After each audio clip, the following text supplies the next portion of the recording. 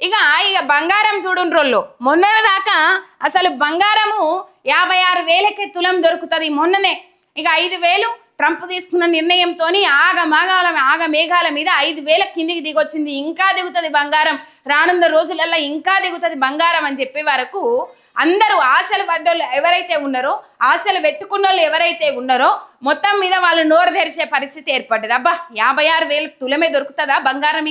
ఇక మనం అసలు రంది పెట్టుకోవాల్సిన అవసరమే లేదు, బంగారం కొనుక్కోవచ్చు, 1,02 తులాలు కొనుక్కోవచ్చు అని చెప్పేసి అది చేసిన వాళ్ళకి ఇప్పుడు 1,00,000 పెడితే 1 తులం కూడా రాని పరిస్థితులు వచ్చినాయి. చూడుండ్రి ఏడికి చేరిందో. దగ్గరలో అక్షయ తృతీయ ఉన్నది. అక్షయ తృతీయ సందర్భంగా ఆకాశాన్ని అంటుతా ఉన్నది బంగారం ధర. 96,000 దాటిన పసిడి ఒక్కరోజు 6,250 పెరుగుదల, 96,450కి చేరిన 10 గ్రాముల ధర సరికొత్త ఆల్ టైమ్ రికార్డు స్థాయి. ఇది 95,500కు చేరుకున్న కిలో వెండి. అమెరికా చైనా వాణిజ్య యుద్ధం ప్రభావం అని చెప్పేసి ఇక్కడ వార్త. ట్రంప్ 90 రోజుల సుంకాలు, అదొక చైనా మినహా అన్ని దేశాల మీద సుంకాలు ఏవైతే ఉన్నాయో ఆ సుంకాలు తగ్గిస్తున్నది, ఏమంటారు, ఆ సుంకాలకు బ్రేక్ ఇస్తున్నా అని చెప్పిండ్రు. ఇక ఈ కాలంలోనే బంగారం ధర 56,000కు చేరుకుంటుందని అన్నారు. కానీ చైనా భారత్ అగ్రగామి దేశాలైన చైనా అమెరికా మధ్య యుద్ధం అట్లనే కొనసాగుతా ఉన్నది. ఇది 3వ ప్రపంచ యుద్ధానికి దారి తీస్తుందా ఏమి అన్న అనుమానాలు వస్తా ఉన్నాయి. ఇక్కడి నుంచే 3వ ప్రపంచ యుద్ధానికి నాంది వడబోతా ఉన్నదా? 3వ ప్రపంచ యుద్ధం రాబోయే కాలంలో రాబోతున్నదా? ఇద్దరికిద్దరు నేను తగ్గేదిలే అంటే నేను తగ్గేదిలే అని చెప్పేసి చైనా అధ్యక్షుడు జిన్పింగ్ అండ్ అమెరికా అధ్యక్షుడు ట్రంప్ పోటాపోటీగా ముందడికి కొనసాగుతా ఉన్నారు. నేను తగ్గేదిలే అంటే నేను తగ్గేదిలే అని చెప్పేసి భారత్ చైనా మీద 125% సుంకాలను విధించింది. ఇద్దరు యుద్ధం చేయబట్టి ప్రపంచవ్యాప్తంగా సాధారణ ధరల స్థాయి నిరంతరం పెరుగుకుంటానే పోతున్నది.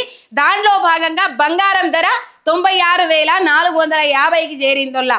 ఇక ఏం కొనే తట్టు లేదు, ఏం వేసుకునే తట్టు లేదు అన్నట్లు అయిపోయింది బంగారం ధర.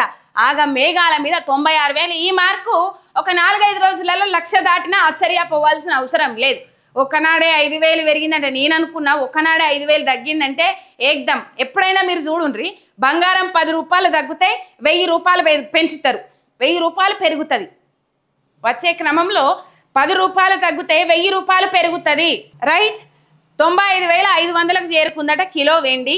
బంగారం కొనేటట్టు లేదు, సామాన్యులకు అందని ద్రాక్ష లెక్కనే మిగిలిపోయింది.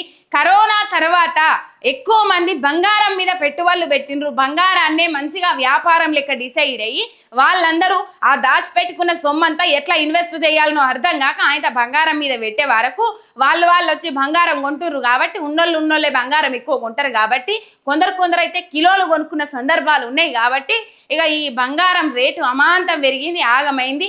భారతదేశంలోనే ఎక్కువగా బంగారం నిక్షేపాలు ఉన్నాయట, బంగారము నిల్వలు ఉన్నాయట. అయినప్పటికీ కూడా భారతదేశంలో 96,500కు చేరింది, 96,450 మార్కుకు చేరింది 10 గ్రాముల బంగారం ధర. అటు ఇటు 97,000 అనుకోరు, ఇంకా 3,000 తక్కువ, 1,00,000 రూపాయలు.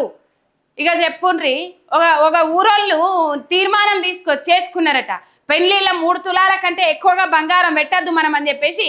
ఏ ఊరు అది, మహబూబ్ నగర్, నాగర్ కర్నూలు, నాకు గుర్తులేదు. కానీ మొత్తం మీద ఆ ఏరియాలో 3 తులాల కంటే ఎక్కువ బంగారం పెట్టద్దు అని చెప్పేసి పిల్లని పెళ్లి చేసి అత్తగారింటికి సాగదోలే క్రమంలో కట్నం కింద ఇస్తారు కదా, లేకపోతే అమ్మాయికి వేస్తారు కదా, అమ్మాయికి ఇచ్చే దాంట్లో 3 తులాల కంటే ఎక్కువగా పెట్టద్దు అని చెప్పేసి నిర్ణయం తీసుకున్నారట. ఇక కొన్ని గ్రామాలలో అయితే బంగారంకు బదులు వెండే.